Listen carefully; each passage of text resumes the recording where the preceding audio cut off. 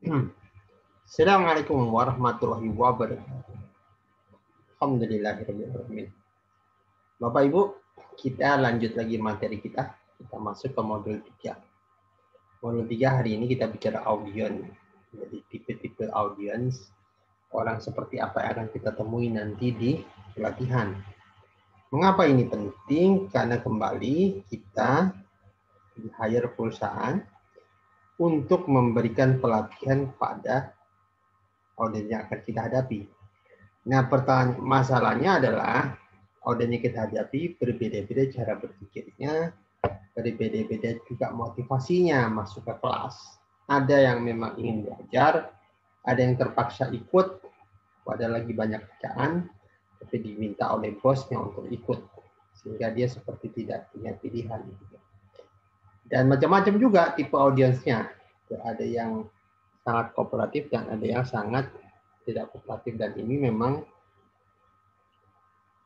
katakan seorang klien ya, seorang trainer ya, corporate trainer. Berbeda dengan public training. Public training orang datang karena bayar dan dia serius belajar. Orang kalau di corporate trainer kita datang ke tempat dia, walaupun kadang-kadang juga tempatnya tahu di hotel, tapi kebanyakan datang ke tempat mereka dan kita datang sebagai tamu. Kita harus intervensi atau memberikan layanan pelatihan edutainment pada peserta. Yang belum tentu peserta itu sebenarnya ikhlas mau hadir datang di sini. Tugas kita lah membuat dia menjadi antusias dan mau mendengarkan materi kita dari awal sampai akhir. Oke, sekarang kita kenal dulu siapa klien kita. Klien yang utama jelas HRD ya, HRD kita karena dia akan menilai. Dan HRD juga menjadi melaporkan pada corporate management gitu. Apa yang terjadi gitu? Apakah layanan yang kita berikan sesuai dengan harapan dari corporate management. Corporate management ini bicara direksi, bicara atasan HRD, dan bicara user atau mereka yang menyertakan timnya kepada pelatihan kita. Jadi mereka juga akan jadi bagian penilai. Yang paling penting adalah klien kita yang berikutnya adalah para peserta pelatihan kita. Mereka inilah yang menuntut kita memberikan layanan excellent, layanan memuaskan bagi mereka. Apa definisi memuaskan? Definisi memuaskan adalah satu, sesuai dengan harapan goals-nya dalam konten materi, dan ketika menyampaikan, memberikan rasa motivasi, antusiasme, membuat orang ingin belajar. Gitu. Dan itu alat ukurnya. Sering sekali ada beberapa kejadian, gitu. Trainer kita ditegur lewat kita ya, langsung ditegur karena kelasnya sepi dan membuat orang bengong gitu. Tidak ada antusiasme di situ. Tugas trainer jadi kembali menjadi corporate trainer bukan hanya menyampaikan konten, tapi juga membangkitkan minat peserta untuk bisa memahami konten kita, menggunakannya di dunia kerja. Dan itu menjadi ide seorang corporate trainer. Jadi mereka datang, kita datang, memberikan pelatihan bukan hanya memberikan konten. Kalau konten aja udah ada di buku gitu. Jadi yang kita berikan adalah bagaimana dia mau berantusias, termotivasi, nanti setelah pelatihan dia mau aplikasikan di dunia kerja. Oke, itulah ide kita. Jadi kalau kita berikan pelatihan, kita harus paham siapa klien kita sebenarnya. Klien kita adalah HRD dan audiens. Di balik HRD ada corporate management. Dan tidak jarang corporate management datang menengok kegiatan pelatihan kita. Kita dari direksi kadang-kadang, atau dari user. Baik, kita lanjut ya. Sekarang kita akan lanjut ke siapa audiens kita. Ada 7 kurang lebih tipe audiens kita. Pertama, tipe A. Tipe A adalah orang yang hormat pada guru. Dia antusiasme dalam belajar, dia apresiasi, dia mempercayai disiplin kita, mempercayai kompetensi kita, mempercayai pengalaman kita, dia appreciate dengan kita. Enak kalau punya banyak orang seperti ini, walaupun kelas kada sepi karena biasanya kurang antusias, kurang tahu cara bertanya. Di sinilah kita harus jaga kepercayaan dia dan pancing agar dia mau bertanya. Gitu. Jadi orang seperti ini akan datang mencatat, sibuk mencatat, bahkan kadang memotret. Walaupun sudah ada PowerPoint, ikut memotret apa yang ada di papan gitu. Walaupun kita sudah apa yang ada di PowerPoint, walaupun kita sudah ada berikan PowerPoint, dia tetap memotret. Biarin aja. Dulu saya suka larang beberapa orang, tapi kemudian saya biarkan karena mereka itu suka dengan gaya itu, dan saya suka lihat, kita juga suka lihat motivasi mereka dalam belajar. Biarkan saja. Kelas akan penuh perhatian di sini.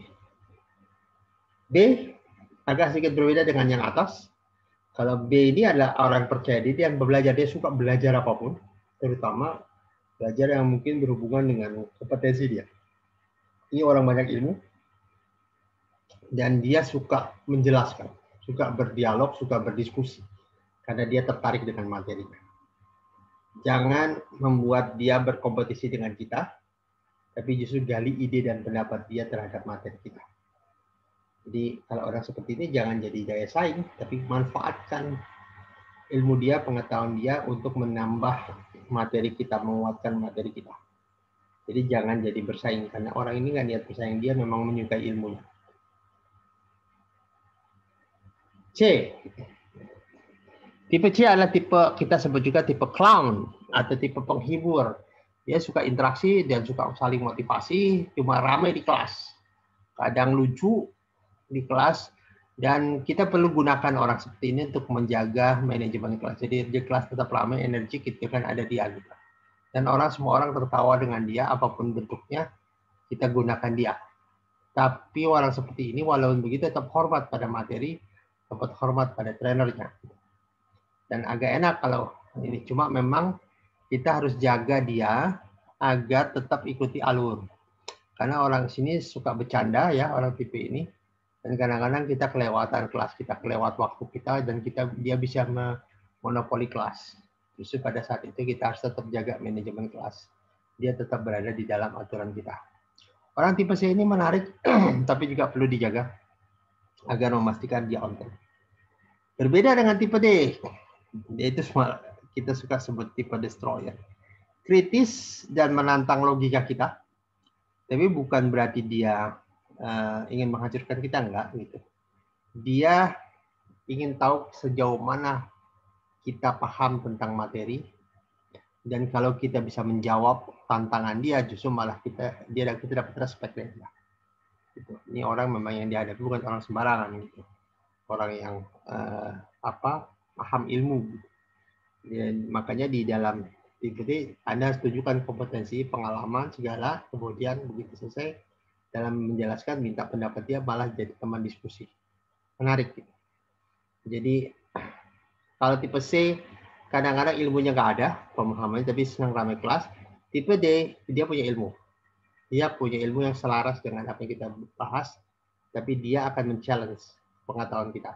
Kalau dia lihat pengetahuan kita bagus, maka dia akan respect dan ikut kelas. Ada juga tipe E. Nah, tipe E ini yang rada-rada susah nih, tipe pendiam. Diam, ada aktivitas kelas diam, ya ikutin tapi tidak antusias dan sebagainya. Tapi tipe ini jangan diacukan. Tipe ini jangan dicuekin lah istilahnya. Tipe ini tetap harus dijaga kontak mata, ajak dia terlibat di setiap kegiatan, dan bangun antusiasme. Nah, tipe F ada tipe pesimis. Beda dengan kalau pendiam memang dasarnya pendiam. Kalau pesimis, dia datang ke kelas dengan kayaknya nggak akan selesai urusan kita. Tantangan kita di kantor banyak sebenarnya. Bukan ini solusinya gitu. Nah, ketika kita bertemu dengan tipe ini, kita harus banyak diskusi, baik di dalam kelas maupun di luar kelas, sejak jelang makan dan sebagainya. Kemudian libatkan di kegiatan, terutama yang berhubungan dengan antusiasme. Jadi kalau mereka ada kegiatan yang keluar dari kelas, keluar dari kursi maksud saya, game sebagainya, libatkan dia agar terjadi antusiasme dalam belajar. Kemudian ajak diskusi, ajak buat pertanyaan, jangan pesimisme ada di dalam pikirannya dia. Kita kalau teman orang seperti ini biasanya kami ajak duduk, kemudian oke, di masa yang jelang break atau setelah break itu, ada tantangan apa di kantor, let's talk gitu. Nah gitu maksudnya gitu. Jadi jadikan dia temannya. Oke, nah ini juga lumayan. Ada ahli salah tempat. Jadi misalnya dia ahli di bidang perikanan gitu, ikan maksudnya. Gitu. Kemudian kita sedang nerangin marketing. Dia akan mengatakan, kalau di perikanan nih Pak ya, ini tuh artinya ini.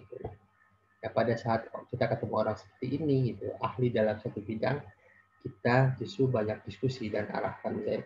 Oh begitu ya perikanannya. Oh, kalau perikanan ini gimana Pak? Oh gitu. Jadi arahnya, nah kita kembali ke sini ya Pak gitu.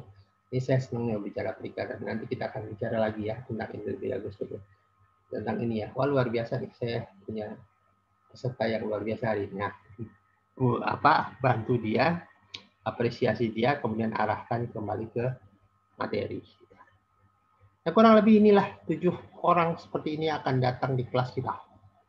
Ya, yang susah justru kalau perjalanan adalah bukan pesimis, bukan istilahnya bukan destroyer atau sniper ya. Yang susah justru adalah orang yang pendiam. Karena memang sifatnya pendiam, dia nggak ngapa-ngapain, dia diam di kelas kita. Nah, kalau jumlah Anda banyak, maka itu kita harus cari ide agar kelas bergerak, hanya diam di kelas. Itu lebih susah. Kalau orang salah tempat segala, dia talkative, dia akan banyak bicara. Tugas kita jaga manajemen kelas dan memastikan pembicaranya terhubung dengan materi kita. Itu lebih enak karena kelas jadi ramai karena ada banyak diskusi di situ dibanding pendiam. Kalau dari sisi kami ya, tapi kembali ke tiap orang nanti dalam perjalanan. Nah, pertanyaan sekarang, bagaimana mengatasi orang-orang seperti ini? Ada kurang lebih 1, 2, 3, 4, 5, 6 strategi lah. Langkah pertama, sebelum kelas dimulai, Bapak Ibu mintakan ke manajemen gitu, data peserta. Data peserta itu siapa dia, tim leader atau bukan, timnya berapa orang, terus kurang lebih berapa lama dia di perusahaan itu. Gitu. Karena ada orang baru, biasanya baru perusahaan itu tidak terlalu banyak tingkah biasanya. Yang satu orang sudah lama dan punya ahli di bidang tertentu, tapi kemudian disalah tempatkan di tingkah itu, nanti masuk ke tipe terakhir tuh, tipe ahli salah tempat itu jadi tantangan kita. Yang jelas data peserta sebelum kelas mulai, di situ kita bisa pertimbangkan siapa aja yang ada di kelas, seberapa senior dia di perusahaan itu ya. Kalau ada orang yang sudah kerja 30-40 tahun, maka dia cenderung lebih senior dibanding yang lain. Kemudian di hari H kita datang duluan dan sapa orang yang datang duluan. Ajak ngobrol dia, berapa lama di situ, perusahaan, sejak kapan, dan sebagainya, apa misinya, segala. Datanglah dan ajak ngobrol. Mengapa begitu? Karena Bapak Ibu sedatang ke kantor orang. Jadi, kalau kita tidak siap, kita dibully oleh orang lama yang ada di situ. Tapi kalau kita siap, kita menyapa dulu, maka semua itu menjadi teman. Dan ingat dalam menyapa ya, pastikan Anda menyapa, pastikan mendapatkan namanya dan sebut namanya dalam percakapan. Ya. Kembali teknik rapor nanti kita bicara. Kemudian sebelum kelas mulai buat aturan kelas. Break kapan, secara break apa, dan minta komitmen kelas. Jadi dengan cara minta komitmen kelas, buat ikrar, ayo satu orang maju, hari ini kami berjanji bahwa kami akan masuk jam segini, keluar jam segini, break jam segini, dan kembali jam segini. Seperti itulah, seperti itu semuanya komitmen kita, dan kemudian diikuti. Buat apa komitmen ini? Satu, biar ramai kelas juga. Yang kedua, dengan komitmen ini seakan-akan terjadi kesamaan misi di dalam pagi itu atau di dalam kelas itu ya. Keempat, cairkan suasana. Anda bisa melakukan senam, gerak, kemudian sambil senam, kemudian Anda bisa kenalan dan usahakan lakukan 10 menit saja gerak-gerak apapun itu untuk mencairkan suasana. Dan kalau bisa games itu kalau bisa games yang keluar dari kursi ya, jangan duduk di kursi. Pastikan mereka berputar dan sebagainya, ini mencairkan suasana. Selesai itu, minta buat kelompok. Jadi minta kelompok, dan misalnya kalau 20 jadi 4 kelompok. Gitu. Kelompok ini nanti adalah buat apa? Satu, mencatat setiap materi yang sudah diberikan. dan mencatat apa aja pertanyaan. Biasanya kalau kelompok kan ada yang malu bertanya segala, tanyakan, kumpulin pertanyaan dalam kelompok. Tapi yang menarik sebenarnya ketika dia kelompok, kemudian kita minta siapa aja di situ namanya. Jadi setelah tidak langsung Anda mendapatkan nama. Kan kita nggak bisa kayak di kuliah, didikte nama, di desain absen nggak itu. Jadi kita kelompok sebutin namanya. Kemudian minta kelompok. Minta kelompok apa yang membuat, katakan kelompok bisa saja buat namanya apa, ada yelnya apa, kemudian minta visi kelompok apa dalam belajar ini. Menjadi peserta yang bisa menyerap materi dengan cepat, memenangkan setiap lomba yang ada di kelas, lomba role play dan sebagainya, berantusias terhadap kelompok. Kemudian kita bisa nanya, apa yang membuat kelompok ini yakin bahwa dia bisa mencapai misinya? Kelompok ini harus menyebutkan, saya punya Pak A yang ahli di bidang ini, dengan bidang ini dia akan memberikan pemahaman lebih dalam tentang apa yang diberikan oleh pembicara atau peserta. Saya punya B yang ahli di dalam itu. Dan buat kelompok itu seperti itu, dan ketika dia menyebutkan A, B, C kelompok itu, ada mencatat pelan-pelan. Gitu. Siapa dia, itu buat data kita nanti ketika kita membuat laporan berita acara. Kelompok ini diisi oleh A, B, C, D, E, dan komitmen apa, gaya berpikirnya seperti itu. Tapi biarkan kelompok ini membuat presentasi di depan orang-orang. Oke, saya dari kelompok A. Nah, misi kami di dalam belajar ini adalah A, B, C, D, E. Mengapa kami yakin saya mencapai? Karena kami punya Pak A, Pak B, Pak C, Pak D, Pak D, dan sebagainya. Disitulah Anda mulai mencatat. Nah, terakhir, tiap kelompok buat rekap. Jadi misalnya Anda menggunakan satu materi dari jam 9 sampai jam 10:30. Minta rekap ya. Tadi what ya. What, why, who, what, why, what, if, how to, dan what if. Minta rekap ya, diskusi dengan kelompok, dan minta pertanyaan yang nggak bisa terjawab di bawah kelas. Itu pertanyaan dari siapa, tiap kelompok nanti memberikan pertanyaan ke kita dan kita jawab apa yang belum terjawab di situ. Ini adalah strategi kita berinteraksi dengan peserta sehingga terjadi kelas. Dan yang kedua, akan ada banyak diskusi di dalam kelompok kita. Diskusi, kemudian rekap, kemudian mereka membuat pertanyaan yang nggak ngerti bisa dijawab di bawah kelas. Jadi 6 ini adalah salah satu strategi kita manajemen peserta. Dengan cara ini mereka yang tipe G, tipe itu bisa terlibat di sini. Dan terlihat kalau dia tidak aktif kan nanti teman-teman di kelompoknya akan lebih. Jadi mau nggak mau mereka punya partisipasi aktif di sini. Ini langkah ya gitu. Jadi kalau nanti Anda membuat itu, kenali audiens, kemudian manajemen peserta dengan cara ini, manajemen interaksinya, agar mereka bisa mencapai pemahaman yang dalam atau pemahaman yang efektif sesuai dengan misi pembelajaran kita. Oke, itu kurang lebih Bapak Ibu. Jadi hari ini kita telah belajar tentang tipe audiens dan bagaimana berinteraksi dengannya, kemudian bagaimana kita manajemen peserta yang ada agar mereka bisa belajar dengan efektif dan mengikuti materi kita secara produktif ya, sehingga memahami tujuan dan misi belajar kita. Baik, mudah-mudahan modul 3 ini memberikan pemahaman dan Bapak Ibu bisa terus nanti belajar. Kita akan ketemu ke modul keempat berikutnya dan mudah-mudahan modul ini telah selesai dan bisa dipahami oleh Bapak Ibu. Sekian dari kami, mohon maaf bila ada salah, kita akan ketemu ke modul 4. Assalamualaikum warahmatullahi wabarakatuh.